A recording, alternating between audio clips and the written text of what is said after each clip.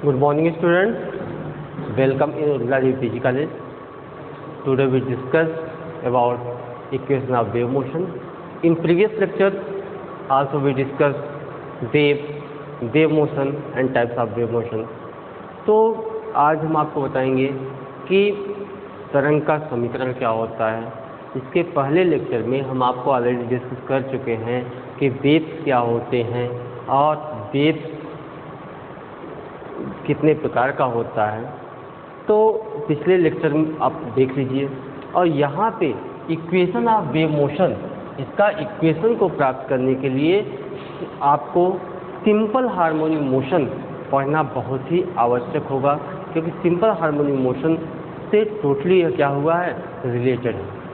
यहाँ पे simple harmonic motion के बारे में जानना आपको अति आवश्यक है. तो यहाँ पे हम देख लेते हैं कि पिछले लेक्चर में जो हमने आपको बताया था कि विक्षोभ को उत्पन्न करना, ये क्या होता है, तरंग होता है. तो जैसे कि कोई स्टोन है, स्टोन को जब हम किसी कोण में फेंकते हैं तो यह इस प्रकार से क्या होता है कि एक विक्षोभ उत्पन्न होता है. क्या होता है, एक विक्षोभ उत्पन्न होता है. यहाँ से एनर्जी क्या होता है, ट्रांसफर होता है वन पार्टिकल टू अनदर या one location to another. Transfer of energy are called wave motion. तो इसमें क्या होता है, एक पार्टिकल से दूसरे पार्टिकल में जो एनर्जी का ट्रांसफर होता है वही क्या होता है, वेव मोशन होता है. एनर्जी का भी ट्रांसफर होता है, मोमेंटम का भी ट्रांसफर होता है. यहाँ पे जो वेव मोशन होता है वो अपने पास इलास्टिसिटी की प्रॉपर्टी, इनर्शिया की प्रॉपर्टी, ठीक है, ये सब प्रॉपर्टी अपने पास रखते हैं. तो यहाँ पे जब वेव की बात करते हैं तो वेव ऑलरेडी क्या होता है, दो प्रकार से होता है. आपका एक होता है मैकेनिकल और दूसरा हो गया नॉन मैकेनिकल. एक हो गया मैकेनिकल वेव, दूसरा हो गया नॉन मैकेनिकल वेव. तो इसके बारे में हम पूरी अच्छी तरह डिस्कस कर लिए, फिर भी यहाँ पे एक बार हम और रिमाइंड कर दे रहे हैं कि मैकेनिकल वेव अर्थात वह वेव जिसको चलने के लिए किसकी आवश्यकता होती है, मीडियम की आवश्यकता होती है. जिसको चलने के लिए मीडियम की आवश्यकता होती है, ऐसे वेव्स को हम क्या बोलते हैं, मैकेनिकल वेव कहते हैं. ऐसा वेव जिसको चलने के लिए माध्यम की आवश्यकता होती है उसे हम क्या कहते हैं, मैकेनिकल वेव कहते हैं. लाइक एज साउंड जो होता है वो मैकेनिकल वेव होता है. अब यहाँ पे साउंड आपको किस सिलेबस में नहीं है, साउंड आपके सिलेबस में नहीं है, फिर भी वेव की बात हो रही है तो वेव के लिए हम आपको यहाँ बता देते हैं. और नॉन मैकेनिकल मतलब जिसमें मीडियम की आवश्यकता न हो उसे हम क्या कहते हैं, नॉन मैकेनिकल वेव कहते हैं. फॉर एग्जांपल जैसे आपका लाइट हो गया, इलेक्ट्रोमैग्नेटिक वेव हो गया, ये क्या होते हैं, ये आपका ऑलरेडी नॉन मैकेनिकल वेव होते हैं. यहाँ साउंड में भी अभी हमने आपको बताया कि साउंड जो होता है उसको चलने के लिए माध्यम की आवश्यकता होती है. साउंड को चलने के लिए माध्यम की आवश्यकता होती है, जबकि लाइट को चलने के लिए माध्यम की आवश्यकता नहीं होती है. ये हो गया मैकेनिकल वेव, ये हो गया नॉन मैकेनिकल वेव.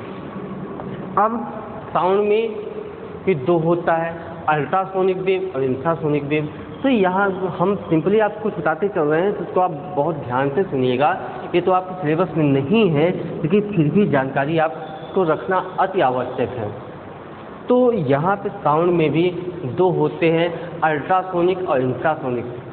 कुछ आवाज़ें होती हैं जो हमारे कान जो होते हैं उसको सुन लेते हैं, कुछ आवाज़ होती है कि कुछ ध्वनियाँ होती हैं जो हमारे कान उसको सुन नहीं सकते हैं, जिसको हम अल्ट्रासोनिक और इंफ्रासोनिक वेव कहते हैं. तो 20,000 हर्ट्ज से लेकर के, मतलब 20 हर्ट्ज से लेकर के 20,000 हर्ट्ज की जो फ्रिक्वेंसी होती है वह मनुष्य का कान आसानी से सुन सकता है. ऐसे फ्रिक्वेंसी को, ऐसे वेव को हम क्या बोलते हैं, अल्ट्रासोनिक वेव कहते हैं. इसी में दो होता है, अल्ट्रासोनिक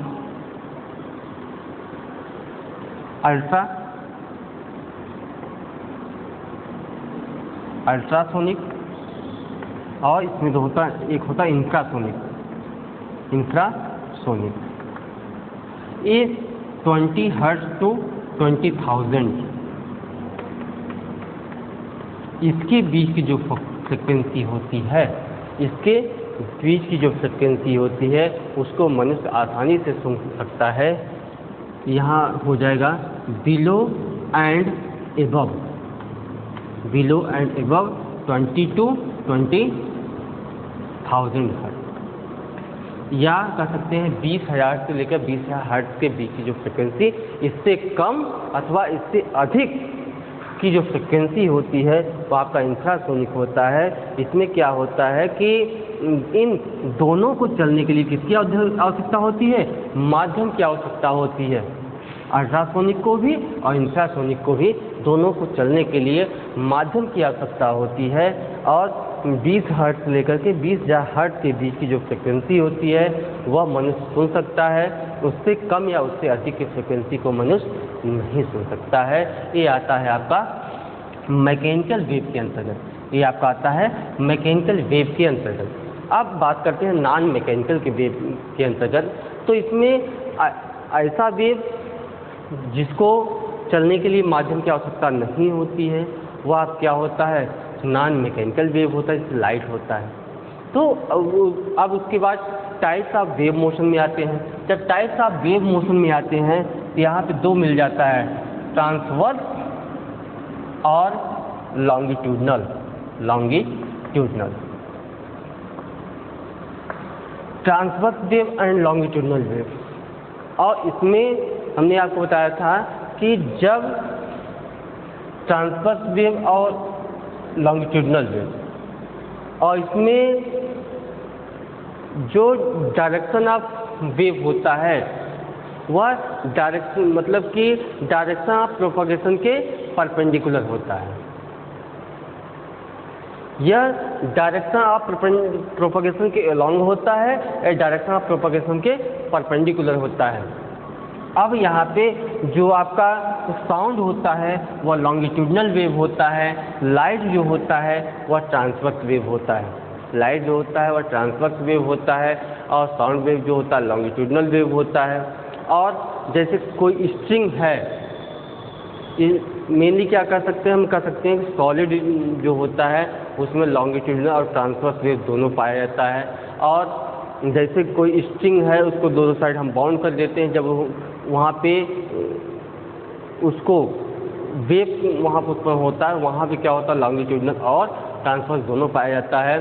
तो यहाँ पे ट्रांसवर्स की बात करते हैं कि लाइट जो होता है क्या होता है, ट्रांसवर्स इन नेचर होता है। तो सिंपली प्रकाश के परावर्तन अपवर्तन, प्रकाश का व्यतिकरण विवर्तन के द्वारा हम यह नहीं पता लगा सकते हैं कि जो लाइट होता है वह आपका ट्रांसवर्स होता है कि लॉन्गिट्यूडनल होता है। लेकिन लाइट की एक ऐसी प्रॉपर्टी है जिसके द्वारा हमें पता लगाते हैं कि जो आपका वेव है वह ट्रांसवर्स इन नेचर है, वह प्रकाश का ध्रुव है। अर्थात पोलराइजेशन ऑफ लाइट के थ्रू हमें पता लगा सकते हैं कि लाइट जो होता है वह ट्रांसवर्स इन नेचर होता है और लॉन्गिट्यूडनल वेव नहीं होता है। तो ये तो बैक था। तो आज हम आपको बताएंगे इक्वेशन ऑफ वेव मोशन। तो हमारे साथ जुड़ जाइए इक्वेशन ऑफ वेव मोशन के लिए। इक्वेशन ऑफ वेव मोशन को जानने के लिए सिंपल हार्मोनिक मोशन का टॉपिक आपको पढ़ना बहुत ही मस्ट है। तो सिंपल हार्मोनिक मोशन के बारे में आप पिछले वीडियो से आप उसको पढ़ लीजिए, तो आपको बहुत ही आसानी होगी उसको समझने के लिए। तो अब हम आते हैं इक्वेशन ऑफ वेव मोशन में। अब यहाँ पर देखिए इक्वेशन ऑफ वेव मोशन, तरंग गति का समीकरण। हम मान लेते हैं कि यह क्या है, आपका मेन पोजीशन है, यह आप क्या है, वेव मोशन है, किसी भी तरंग का आपका मोशन है। अब यह पॉइंट आप क्या है, 0 है, ये पॉइंट आपका ए है। यहाँ पे अगर देखा जाए तो यह पॉइंट, यह पॉइंट, यह पॉइंट, यह क्या है, एम्पलीट्यूड, क्या है, एम्पलीट्यूड ऑफ द पार्टिकल। ये आपका एम्पलीट्यूड है, ये आपका, इसको हम जनरली ए से डिनोट करते हैं। किससे डिनोट करते हैं, ये आपका एम्पलीट्यूड ऑफ द पार्टिकल। अब यहाँ पे जैसे पार्टिकल यहाँ पे है तो पार्टिकल का ट्रांसफ़र नहीं होता, जबकि एनर्जी का ट्रांसफ़र होता है 1 पार्टिकल टू एन। सर, तो suppose we know that the displacement of a particle simple harmonically. अभी हमने आपको बताया कि यहाँ पे इक्वेशन ऑफ वेव मोशन को पढ़ने के लिए मस्ट होता है कि सिंपल हार्मोनिक मोशन, क्योंकि यहाँ पे जितने वेव्स आपको मिलेंगे सब सिंपल हार्मोनिक मोशन से कहीं कहीं जुड़े होंगे। अब यह आपका डिस्प्लेसमेंट हम y मान लेते हैं। अब यहाँ से यह आपका x एक्सिस हम मान लेते हैं 0 to a, इसका डिस्प्लेसमेंट क्या है x है। अगर इसके पहले हम आपको बता दिए थे amplitude, time period, wavelength, frequency, phase, ये सब हो चुका है। तो हम यहाँ पर देख लेते हैं कि we know that the displacement of a particle simple harmonically in a medium. तो क्या हो जाएगा y equal to a sine omega t, y equal to a sine omega t. यहाँ पे जो डिस्प्लेसमेंट है पार्टिकल का वह क्या है, सिंपल हार्मोनिकली।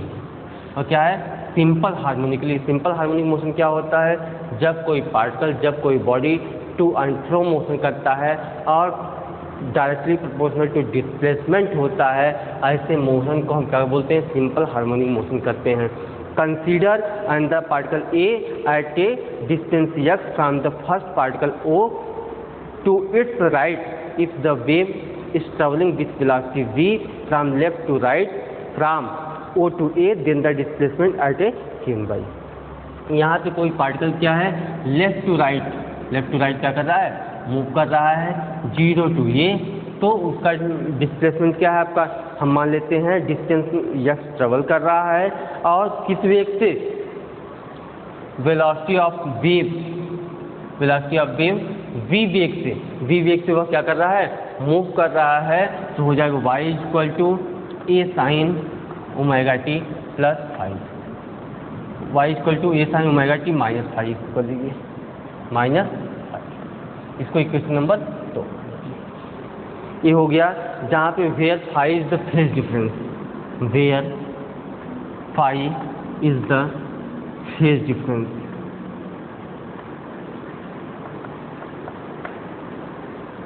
जहाँ पे फाई क्या है, फाई आपका फेज डिफरेंस है between the particle O and A, phase difference between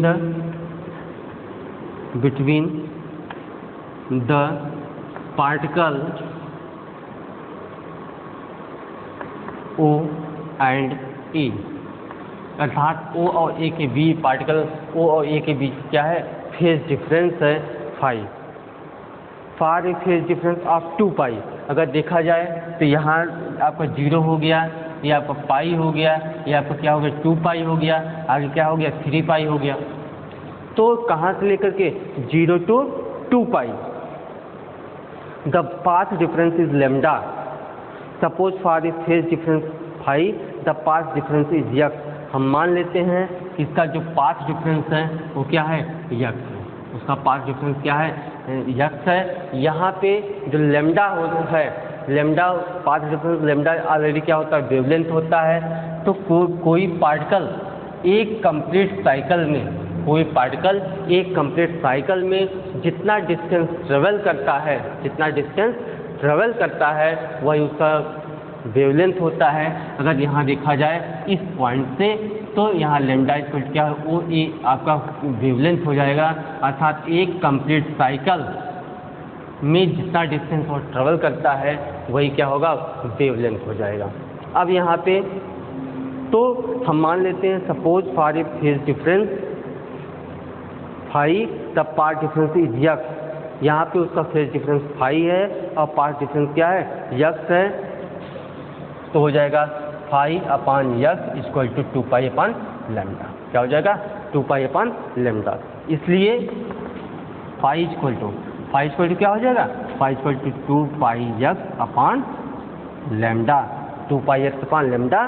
putting this value in equation number 6। तो लिख दीजिए पुटिंग दिस वैल्यू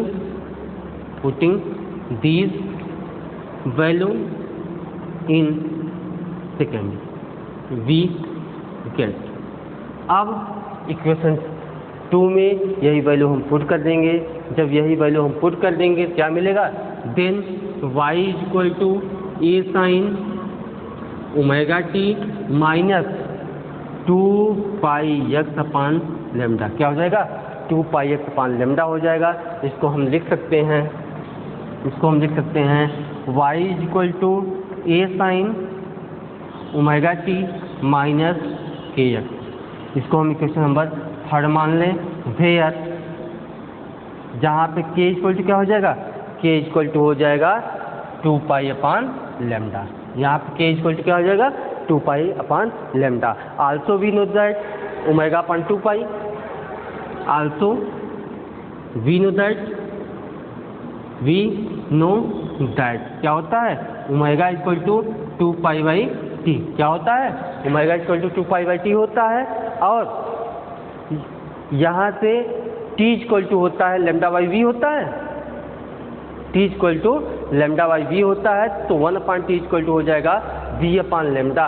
ये हो जाएगा 2 pi v upon lambda. Omega equal to क्या हो जाएगा, 2 पाई v अपान लेमडा हो जाएगा। अब यही जो वैल्यू मिला है आपको फाई और ओमेगा की वैल्यू, उसको हम इक्वेशन नंबर 3 में पुट कर देंगे। किसमें, इक्वेशन नंबर 3 में पुट कर देंगे। Putting the value of phi and omega in equation number 3। तो यहाँ फाई की वैल्यू आपको यहाँ से मिला है, ओमेगा की वैल्यू आपको यहाँ से मिला है।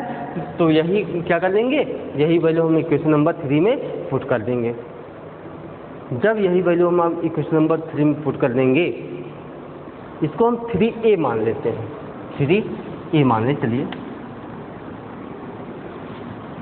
पहले आप इतना नोट कर लीजिए यहाँ तक, उसके बाद फिर हम आगे चलते हैं, ठीक है। नहीं तो इरेज कर देंगे, प्रॉब्लम हो जाएगी। पहले आप इतना नोट कर लें।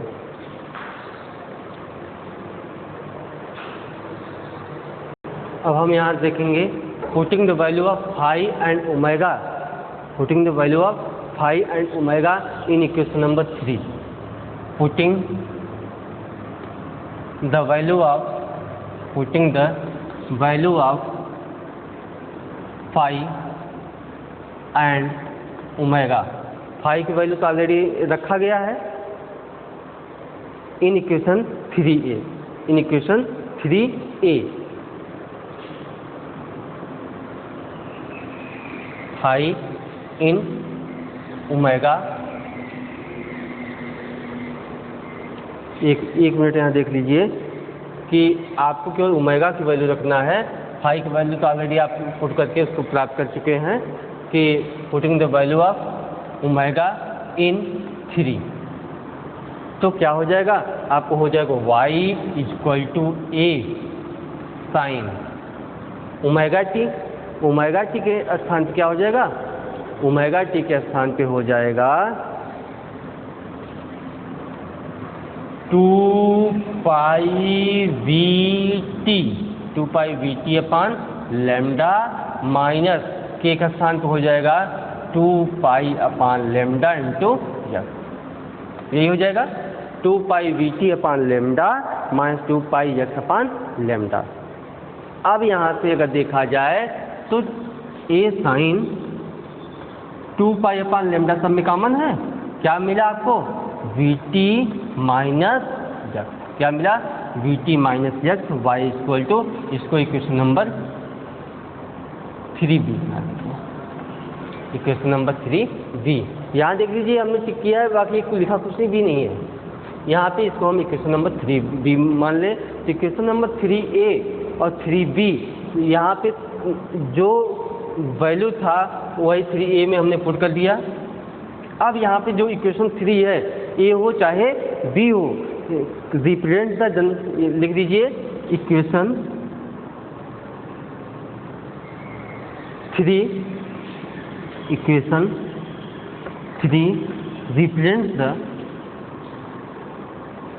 represents the general equation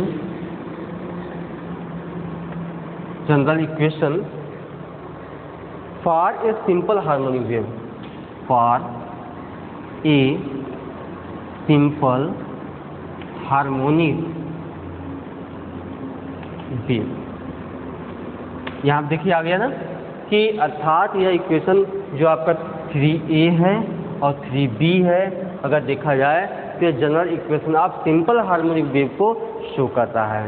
इस कंडीशन में for a particle at distance x in the negative direction, अर्थात लेफ्ट टू 0, अगर निगेटिव डायरेक्शन की बात की जाए तो ये positive direction left to right किया 0 to a, अगर निगेटिव डायरेक्शन की बात करते हैं a to 0, ये आपका पॉजिटिव डायरेक्शन है, ये आपका निगेटिव डायरेक्शन है। इसका मतलब ये है for a particle at distance x in the negative direction the equation for displacement is, यहाँ लिख दीजिए फॉर ए पार्टिकल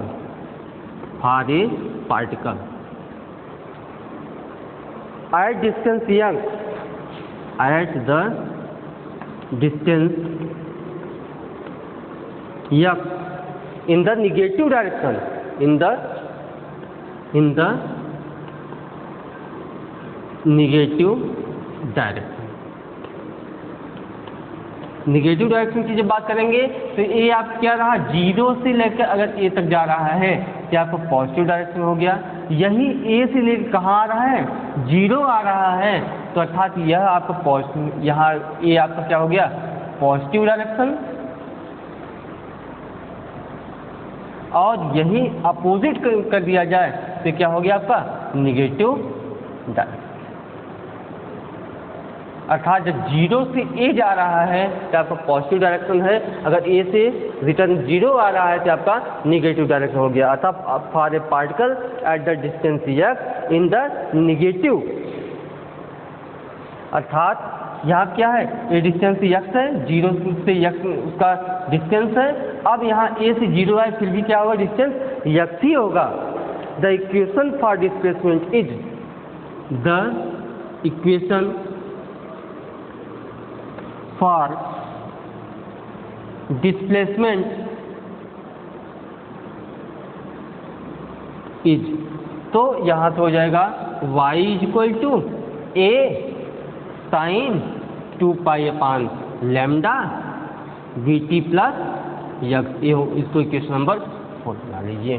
तो ये हो गया कि y equal to a sine 2 pi upon lambda v t plus x, या इसको लिख सकते हैं a sine omega t plus k, या इसको लिख सकते हैं implies that y equal to a sine omega t plus k x. ये भी क्या हो गया, general equation for simple harmonic wave motion, simple harmonic wave at negative direction, अर्थात पॉजिटिव डायरेक्शन के लिए ये हो गया, निगेटिव डायरेक्शन के लिए ये हो गया। इसको एक बार आप देख लीजिए और इसको नोट कर लीजिए, फिर हम आगे चलते हैं वेलोसिटी के लिए और एम्पलीट्यूड के लिए।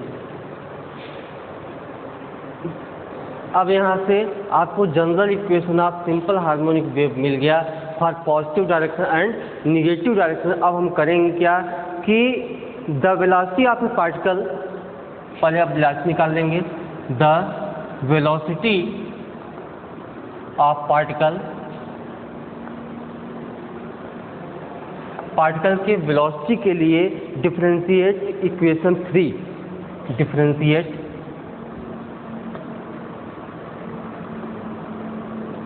Equation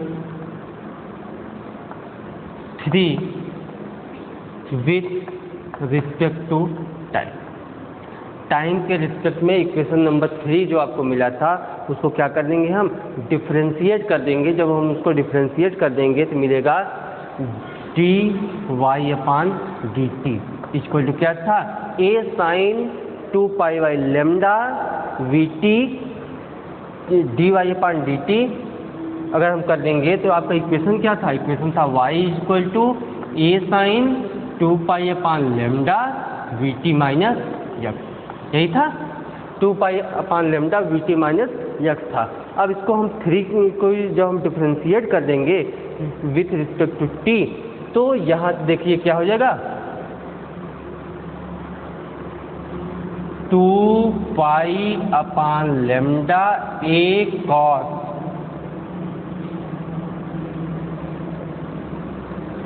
VT minus x, v t minus x v T minus x, उसके बाद टी का क्या हो जाएगा, वी हो जाएगा। तो यहाँ से A V,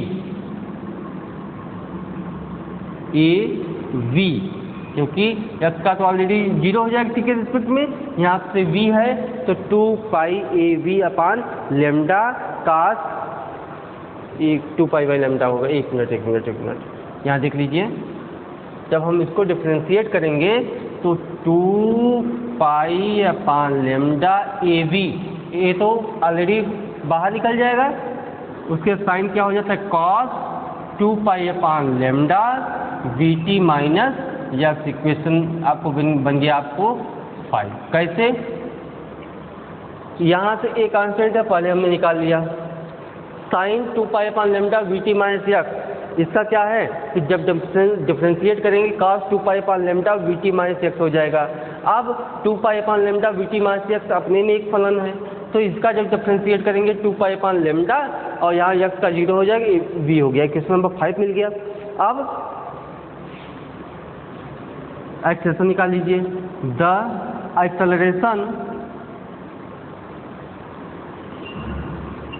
acceleration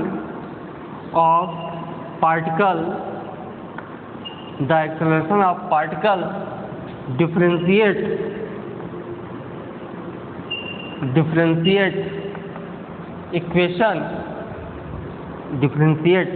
equation 5 with respect to t।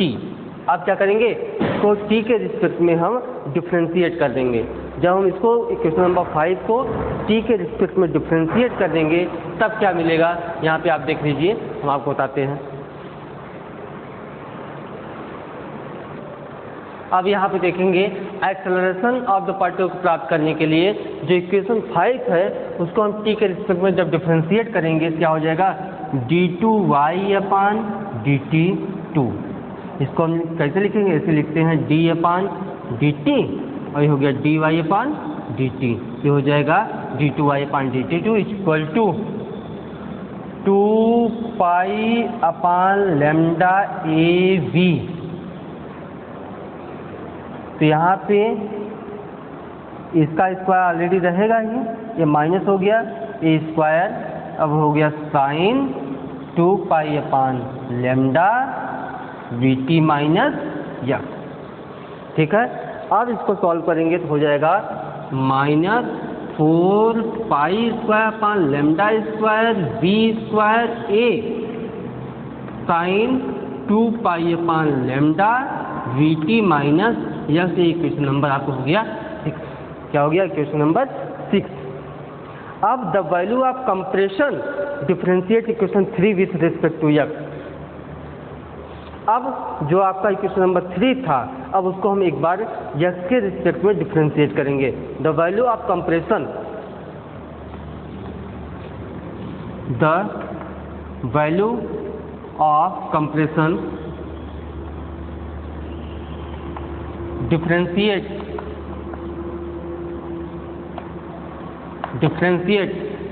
Equation 3 with respect to x. अब उसको हम यक्स के रिस्पेक्ट में डिफरेंशिएट करेंगे। इक्वेशन नंबर 3 आपका यही था, y equal to a sine 2 pi upon lambda v T minus x. कब, जब यह पॉजिटिव डायरेक्शन में पार्टिकल मूव कर रहा था, अर्थात 0 टू a। अगर यही निगेटिव करता तो यहाँ क्या हो जाता, वी टी प्लस एक्स हो जाता। अब हम ये हो जाएगा dy upon d x equal to 2 pi upon lambda a cos v T minus x. ठीक, अब यहाँ पे क्या है, माइनस है, इसका ऑलरेडी क्या हो जाएगा, 0 हो जाएगा, यहाँ माइनस हो गया, minus 2 upon lambda a cos v T minus x. ये आपको जो मिल गया, ये आपको मिल गया इक्वेशन नंबर 7। क्या मिल गया, ये आपको मिल गया इक्वेशन नंबर 7।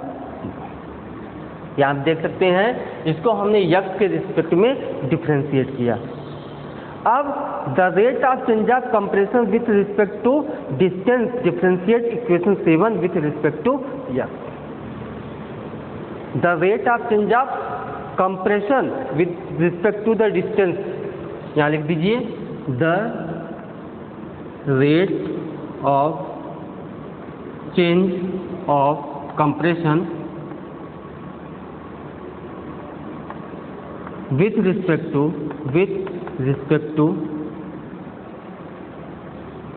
distance, मतलब कि यहाँ पे with respect to distance differentiate equation with respect to distance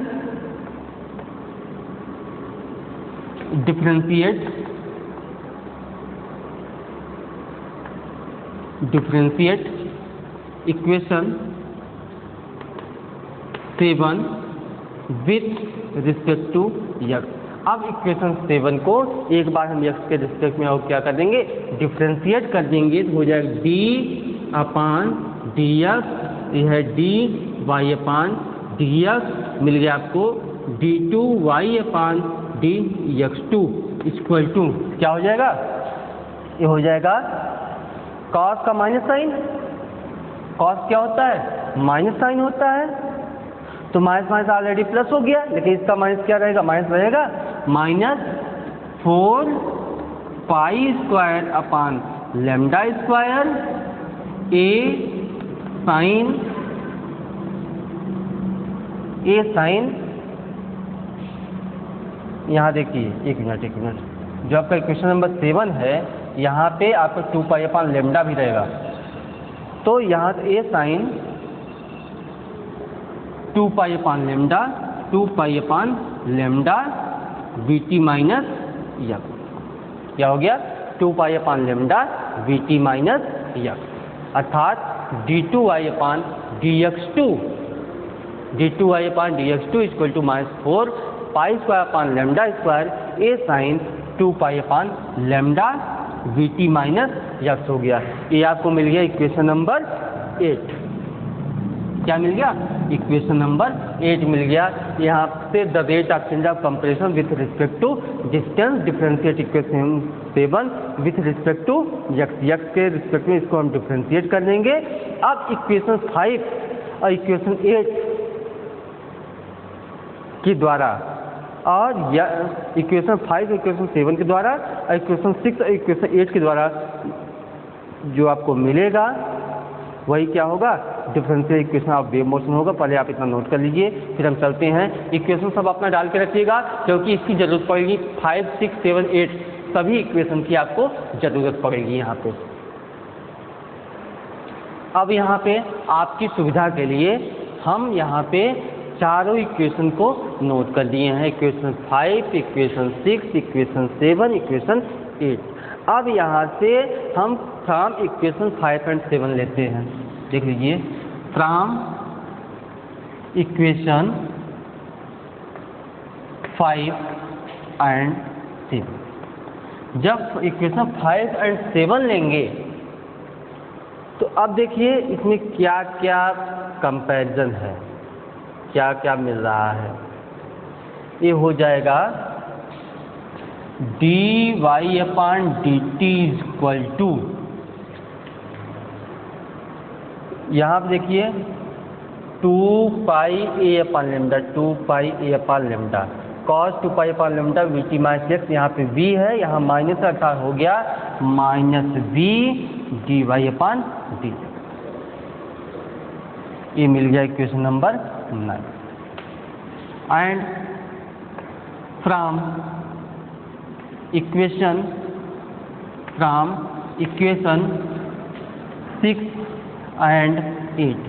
अब इक्वेशन नंबर 6 और 8 से देखिए, अब 6 इक्वेशन क्या है, d2y/dt2 माइनस यहाँ भी है, माइनस यहाँ भी है, 4 pi square upon lambda square, 4 pi square upon lambda square, a sine 2 pi upon lambda v t minus x, a sine 2 pi upon lambda v t minus x, यहाँ पे क्या है v स्क्वायर, तो हो जाएगा d2y/dt2 equal to v square d2y/dx2। ठीक है, इस फॉर्म में लिखते हैं, या इसी को हम लिखते हैं d2y/dx2 equal to 1/v square d2y/dt2, इस फॉर्म में लिखते हैं। तो यहाँ पे जो इक्वेशन नंबर आपका 10 है, which is the equation of wave motion. Equation 10 represents the differential equation of wave motion. यहाँ पे आप लिख दीजिए equation 10 represents the differential equation of wave motion। differential equation of wave motion। यहाँ पे आपका जो दो इक्वेशन दिख रहा है ये क्या है, differential equation of wave motion, तरंग का अवकल समीकरण यह प्रदर्शित करता है। और यहाँ पे हमने आपको बताया कि differential equation of wave motion को जानने के लिए अर्थात कोई भी वेव हो सब कहीं न कहीं से सिंपल हार्मोनिक मोशन से जुड़े हुए हैं, इसलिए सिंपल हार्मोनिक मोशन आपको इस टॉपिक में बहुत ही मोस्ट इम्पॉर्टेंट है। यहाँ पे आपने देखा कि जब कोई पार्टिकल लेफ्ट टू राइट जा रहा है तब इक्वेशन क्या है, जब राइट टू लेफ्ट जा रहा है तब आपका इक्वेशन क्या है। तो यहाँ पे 0 to 2 पाई और 2 पाई to 0, ये आपका पॉजिटिव डायरेक्शन, आपका निगेटिव डायरेक्शन। पॉजिटिव डायरेक्शन के लिए जो डिस्प्लेसमेंट का फार्मूला होता है वो होता है y = a sin 2 pi by lambda VT minus x होता है। निगेटिव के लिए यहाँ हम एक बात नोट कर दे रहे हैं, फॉर पॉजिटिव डायरेक्शन के लिए डिस्प्लेसमेंट y = होता है a sin 2 pi upon lambda VT minus x होता है। फॉर निगेटिव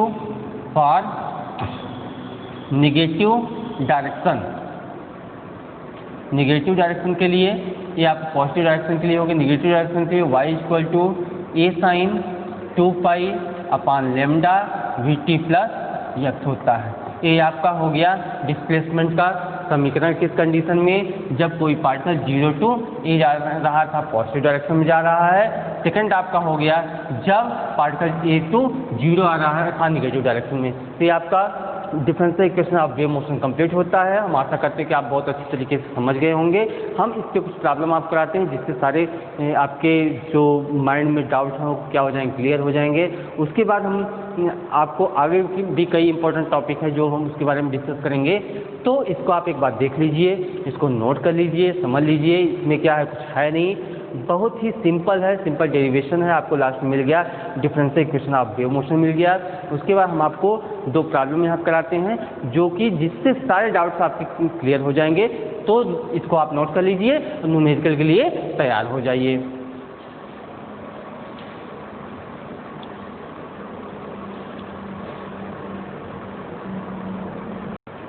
इसको आप न्यूमेरिकल देख लीजिए कि आपका सारा डाउट यहाँ क्लियर हो जाएगा।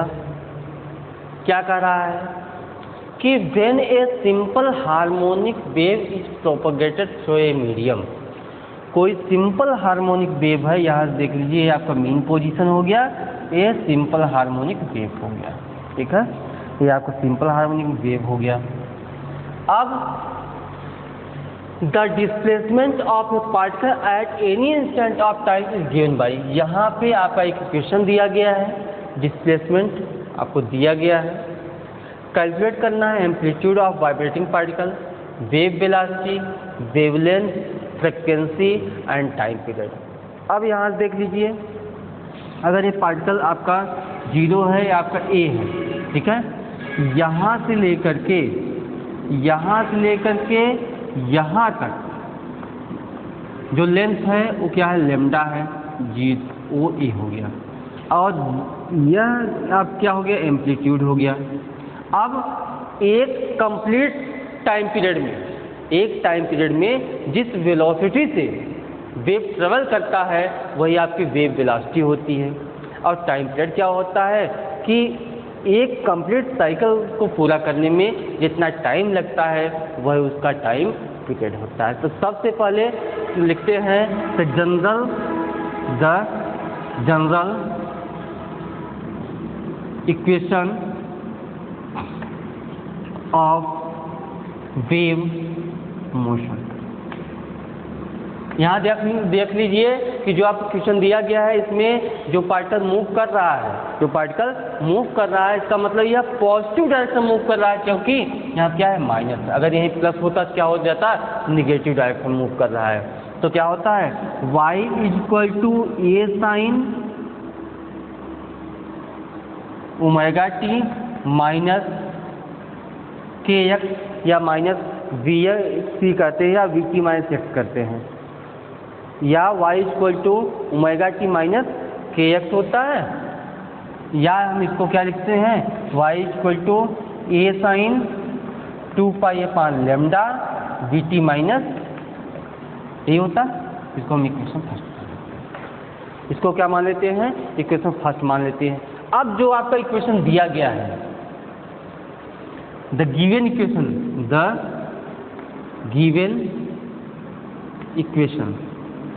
तो गिवन इक्वेशन जो दिया गया है वो क्या है, वो दिया गया है y = 10 sin 2π/100 36,000 t - 20, equation number 2। अब हम यहाँ से कर लें कि इक्वेशन फर्स्ट और इक्वेशन सेकंड को कंपेयर कर लें। यहाँ लिख दीजिए on comparing equation first and second we get. Equation first और सेकंड क्या करते हैं, हम कंपेयर करते हैं। जब कंपेयर कर देंगे, ध्यान दीजिए यहाँ पे ए एम्पलीट्यूड है, बी वेलोसिटी है, लैम्डा वेवलेंथ है, ठीक। तो सबसे पहले क्या क्या पूछ रहा है आपसे, पहला तो आ गया एम्पलीट्यूड, उसके बाद आ गया wavelength, frequency, time period, wave velocity. क्या कितना पूछ रहा है, 2 3 5 बातें पूछ रहा है आपसे। 5 बातों में क्या है, सबसे पहला आप आ जाइए एम्पलीट्यूड मतलब होता है आयाम। तो एम्पलीट्यूड यहाँ कितना दिया गया है,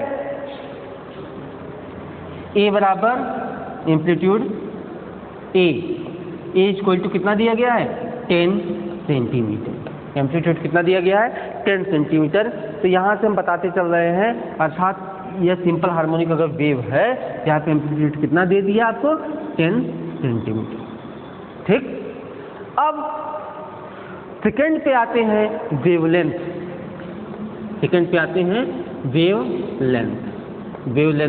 लैम्डा = क्या है, 2π/λ होता है, लैम्डा = दिया गया 100 सेंटीमीटर, अर्थात यहाँ पे लैम्डा = कितना हो गया, 100 सेंटीमीटर, ठीक। ये आप हो गया वेवलेंथ। अब बात आती है फ्रीक्वेंसी की, नहीं पहले आप आ जाइए वेव वेलोसिटी। क्या जाइए, वेव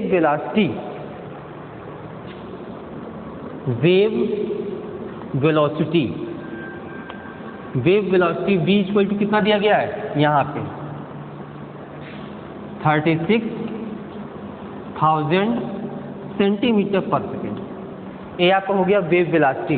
क्या हो गया, wave velocity of the wave 36,000 centimetre per second. अब उसके बाद आता है फ्रीक्वेंसी। क्या आता है, फ्रीक्वेंसी यानी = यहाँ अब यहाँ थोड़ा देख लीजिए, फ्रीक्वेंसी यानी = क्या होता है, v/λ, यानी = क्या होता है, v/λ, या लैम्डा = v/n, क्योंकि हमने आपको पढ़ाया है कि फ्रीक्वेंसी, वेवलेंथ और वेलोसिटी और वेव में जो रिलेशन होता है वो होता है लैम्डा = v/n। तो यहाँ से फ्रीक्वेंसी यानी = क्या हो जाएगा, v/λ, यही हो जाएगा v/λ। हम यहाँ से वैल्यू को पुट कर देंगे, जब वैल्यू को पुट कर देंगे तो हो जाएगा v का मान कितना है, 36,000, लैम्डा का मान कितना है, 100। तो 2 0 से 2 0 कैंसिल, कितना आ गया, 360 हर्ट्ज। फ्रीक्वेंसी की यूनिट क्या होती है, हर्ट्ज होती है। अब लास्ट क्या निकालना है आपको, टाइम पीरियड। क्या निकालना है, टाइम पीरियड। t = होता है 1/n, अर्थात 1/360 सेकेंड कर लीजिए, ठीक। यहाँ पर टाइम पीरियड निकल गया। तो आपको मिल गया एम्पलीट्यूड मिल गया, वेव वेलोसिटी मिल गया, वेवलेंथ मिल गया, वेव वेलोसिटी मिल गया, फ्रिक्वेंसी मिल गया और टाइम पीरियड मिल गया। इसको आप एक बार देख लीजिए, फिर हम आपको एक बार रिपीट कर देते हैं, बहुत अच्छे तरीके से आपको समझ में आ जाएगा। फिर उसके बाद दूसरा मिलकर हम आपको बताते हैं।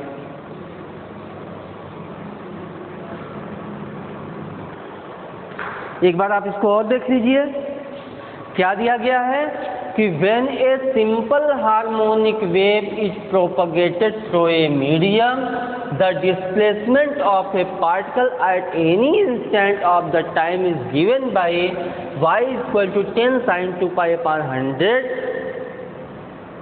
36,000 t minus 20. Calculate the amplitude of vibrating particle, wave velocity, wavelength, frequency and time period.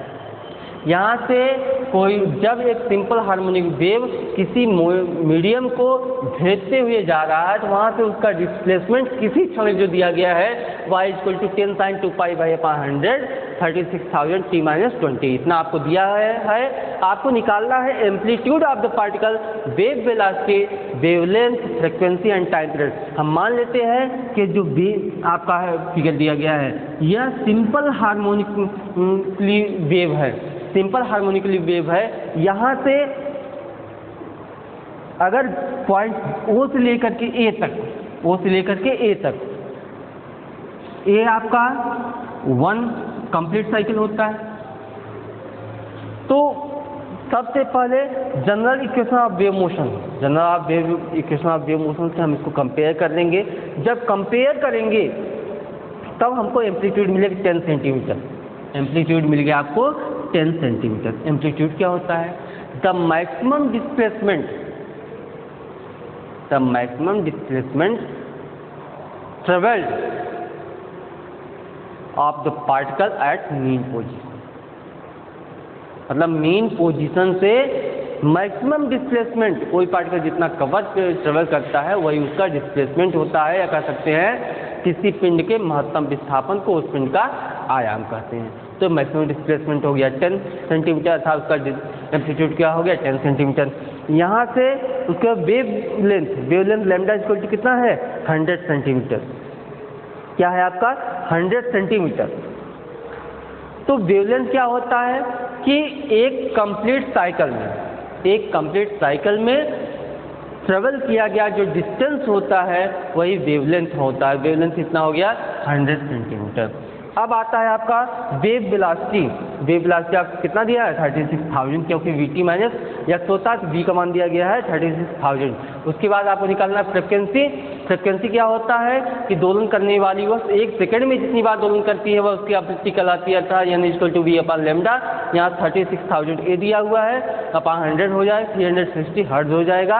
और टाइम पीरियड क्या होता है कि कोई दोलन करने वाली वस्तु एक पूरा दोलन करने में जितना समय लेता है वह उसका आवर्तकाल कहलाता है। The time taken by the particle covered 1 complete cycle are called time period. अर्थात एक पूरा दोलन करने में जितना समय लगता है वह उसका आवर्तकाल कहलाता है, अर्थात टाइम पीरियड कहलाता है। तो यहाँ से मिल गया 1/360 सेकेंड। तो हम आशा करते हैं कि इसको आप बहुत अच्छे तरीके से समझ गए होंगे और सिंपल हार्मोनिक मोशन को आप पढ़ते हुए ध्यान देंगे कि इसके पहले जो आपको जितने टॉपिक बताए गए हैं उसको आप बहुत अच्छे तरीके से पढ़िए। तो इसके बाद हम आपको एक न्यूमेरिकल और करा दे रहे हैं और बता दे रहे हैं, फिर हम दूसरे टॉपिक पे चलते हैं। ठीक है, इसको आप पहले अच्छे तरीके से नोट कर लें, एक एक पॉइंट को आप समझ लें। कोई प्रॉब्लम हो तो कमेंट करें। तो नेक्स्ट सवाल के न्यूमेरिकल के लिए तैयार हो जाइए। इसको हम इरेज कर रहे हैं। अब यहाँ से आप नेक्स्ट न्यूमेरिकल देख लीजिए। नेक्स्ट न्यूमेरिकल क्या कर रहा है कि नेक्स्ट न्यूमेरिकल कर रहा है कि the velocity of simple harmonic wave is 30 centimetre. अर्थात जो सिंपल हार्मोनिक वेव है, मान लेते हैं कि ये जो आपका वेव है ये ऑलरेडी क्या सिंपल हार्मोनिक वेव है। तो यहाँ से ये आपका जो वेव की वेलोसिटी है, तरंग का जो वेग है वो 30 सेंटीमीटर पर सेकेंड है। At time t equal to 0 जब समयांतराल क्या है जो at starting t equal to 0 पर उसकी वेग क्या है 30 सेंटीमीटर पर सेकेंड है। तो यहाँ पे डिस्प्लेसमेंट ऑफ पार्टिकल दिया गया है एक इक्वेशन, तो अर्थात इसका जो इक्वेशन दिया गया है इसका एम्पलीट्यूड कितना है 4 सेंटीमीटर दिया गया है। उसके बाद इसका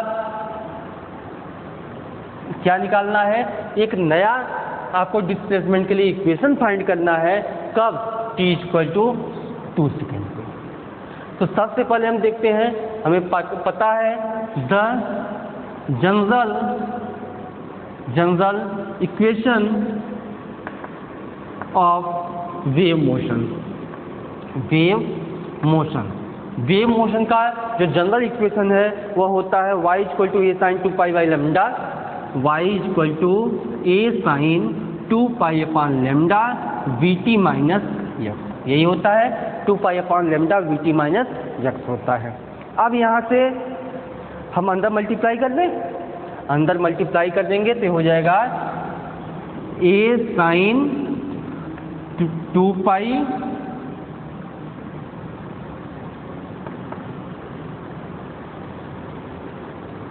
यहाँ पे vt है, यहाँ क्या है vt है, तो 2 pi capital small t upon capital t ये हो जाएगा, क्योंकि भाई n equal to v upon lambda होता है, 1 बाई टी इक्वल टू क्या होगा v अपॉन लेमडा हो जाएगा, और t इक्वल टू क्या हो जाएगा lambda upon v, lambda upon v हो जाएगा।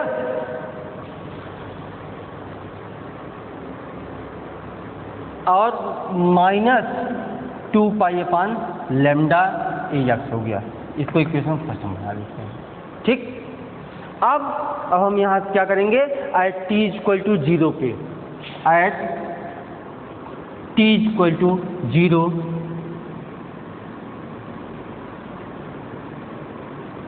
इक्वेशन फर्स्ट बिकम्स, तो t इक्वल टू 0 के लिए जो आपका इक्वेशन फर्स्ट होगा वो फर्स्ट हो जाएगा y equal to a sine, ये वैल्यू क्या हो गया ऑलरेडी 0 हो गया, यहाँ से sine minus theta minus sine theta, तो a minus 2 pi x upon lambda यही हो जाएगा। ठीक, इसको हम इक्वेशन नंबर 2 मान लेते हैं। अब जो आपका इक्वेशन दिया गया है, but at t equal to 0 for given equation के लिए t equal to 0 आपको दिया गया है y equal to 4 sin 2 pi x अपान 100, ये दिया गया है 2 पाई x अपान 100 दिया गया है। अब हम इसको क्या मान लें, इक्वेशन नंबर 3 मान लें, इक्वेशन नंबर 3 मान लिए। अब इक्वेशन 2 और इक्वेशन 3 को हम कंपेयर कर लें, ऑन कंपेयरिंग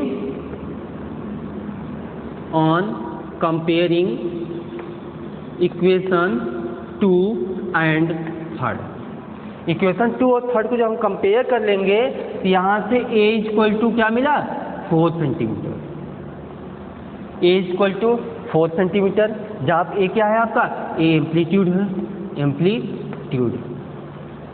उसके बाद wavelength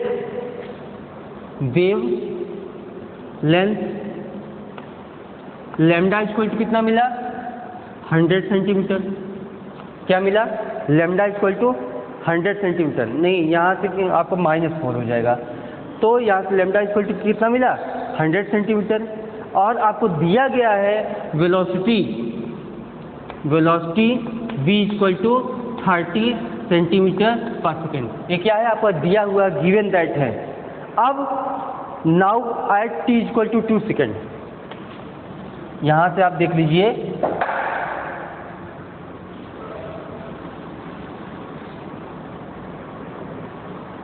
now at t equal to 2 second, अब t इक्वल टू 2 सेकेंड पे यहाँ से आपको मिल गया putting all these value in equation number first, putting all these values in first। आप क्या करेंगे, जो यहाँ से एम्पलीट्यूड मिला है, वेवलेंथ मिला है, वेलोसिटी मिला है, सब उठाकर क्वेश्चन नंबर फर्स्ट में पुट कर लेंगे। कब, जहाँ पे टी दिया गया वहाँ क्या रख देंगे, 2 सेकेंड रख देंगे, तो मिल गया y इक्वल टू ए का स्थान क्या है आपका -4 साइन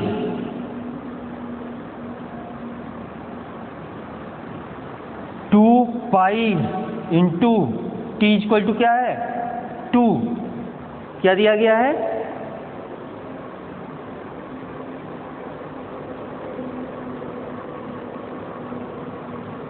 क्या ऐसे ना कर दें कि 2 pi upon 100 VT minus x. हाँ, यहाँ से 2 पाई अपॉन 100 को हम पहले ही लिख लेते हैं, ये रहा 2 पाई अपॉन 100, कहाँ गया, ये रहा। अब उसके बाद वेलोसिटी VT होता है, V मतलब 3 into 2 VT minus VT minus क्या दिया गया है 2 pi upon lambda, 2 pi upon lambda.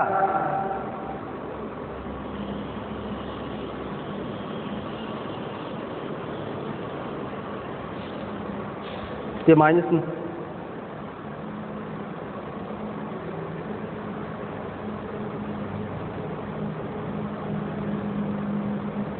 एक मिनट यहाँ पे देख लीजिए, सॉरी। तो जो हम वैल्यू इक्वेशन नंबर 1 में हम पुट कर देंगे, जितने वैल्यू आपको दिया हुआ है, तो हो गया आपका 4 sine 2 pi upon 100 30 into 2 minus x, minus क्या है, वो है आपका यक्स है, माइनस क्या है, यक्स है। आप क्या करेंगे, अब इसी वैल्यू को हम माइनस से जब मल्टीप्लाई कर देंगे तो हो जाएगा 4 साइन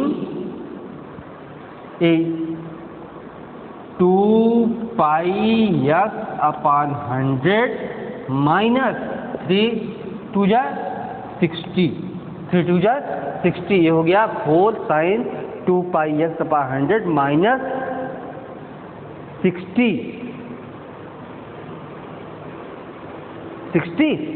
अब 2 पाई अपॉन 100 कर देंगे इंटू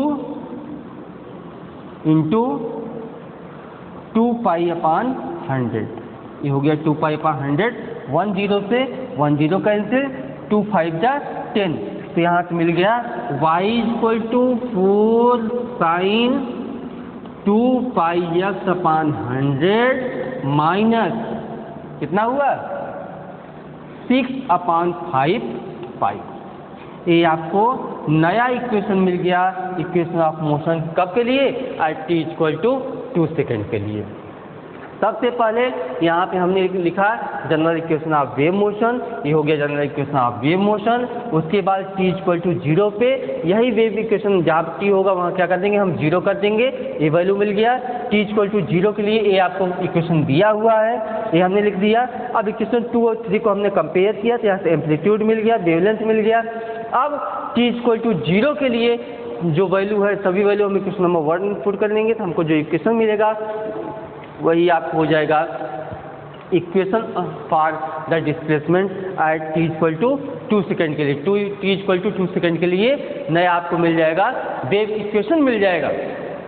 आप इसको एक बार नोट कर लें, हम आपको समझा देते हैं, उसके बाद फिर हम आगे चलते हैं। नोट कर लिए, आप देख लीजिए, आप इसको हम आशा करते हैं आप इसको नोट कर चुके होंगे। तो सिंपल सा दिया गया है, the velocity of simple harmonic wave is 30 centimetre. कोई सिंपल हार्मोनिक वेव है इस तरीके से, वह क्या है, सिंपल हार्मोनिक वेव मतलब कि ऑलरेडी पीरियाडिक मोशन होता है। यहाँ पे हमने आपको periodic motion, vibratory motion, simple harmonic motion in सब के बारे में बताया था कि सभी ऑसिलेटरी मोशन जो होते हैं पीरियाडिक हो सकते हैं, लेकिन सभी पीरियाडिक जो होता है वो ऑसिलेटरी नहीं होता। सभी सिंपल हार्मोनिक मोशन ऑसिलेटरी हो सकते हैं, लेकिन सभी ऑसिलेटरी सिंपल हार्मोनिक मोशन नहीं हो सकता। यहाँ पे जो मोशन हो रहा है सिंपल हार्मोनिकली हो रहा है, सिंपल हार्मोनिक मोशन हो रहा है। तो हम कई बार आपको बता चुके हैं कि सिंपल वेव को पढ़ने के लिए सिंपल हार्मोनिक मोशन के बारे में जानना अति आवश्यक है। तो सिंपल हार्मोनिक मोशन के बारे में आप पिछले वीडियो से पढ़ लीजिए। यहाँ पे जो पार्टिकल है उसका वेलोसिटी 30 सेंटीमीटर पर सेकंड है, t = 0 पे उसका डिस्प्लेसमेंट दिया गया है, y = 4 sin 2π/100 दिया गया है। अब आपको इक्वेशन ऑफ मोशन प्राप्त करना है, इक्वेशन ऑफ वेव फाइंड करना है डिस्प्लेसमेंट के लिए। कब? t = 2 सेकंड के लिए। सबसे पहले equation of wave motion y = a sin 2π/λ vt-x होता है। यहाँ से 2π से हम अंदर मल्टीप्लाई कर देंगे, आपको इक्वेशन फर्स्ट मिल गया। अब इक्वेशन फर्स्ट से जब हम t = 0 पुट कर देंगे, अर्थात यहाँ पे 0 हो जाएगा, तो मिल गया y = a, y = -a sin 2πx/λ हो गया, क्योंकि यहाँ पे ये आपका साइन माइनस थीटा बराबर होता है माइनस साइन थीटा, लेकिन t = 0 के लिए आपका इक्वेशन दिया गया है। जब हम 2 और 3 का कंपेयर कर देंगे तो हमको एम्पलीट्यूड मिल जाएगा a = -4। यहाँ क्या दिया गया है? -4, a = 4 है, माइनस यहाँ पे -4 सेंटीमीटर। वेवलेंथ लैम्डा का मान 100 दिया गया है, 100 सेंटीमीटर। वेलोसिटी ऑलरेडी आप क्या है? गिवन। वेलोसिटी आपका गिवन, ये आपका दिया गया है। अब हम क्या करेंगे? नाउ t = 2 सेकंड के लिए 2 सेकंड के लिए सबसे पहले यहाँ t = 2 सेकंड कर देंगे।